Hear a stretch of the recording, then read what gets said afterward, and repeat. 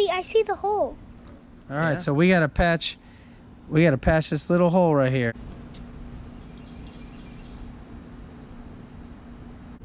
Very gently and moving latex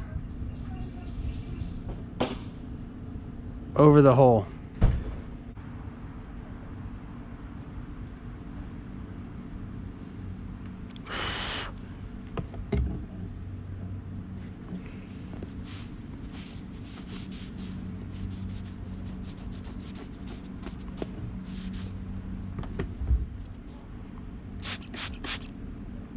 I think we're good.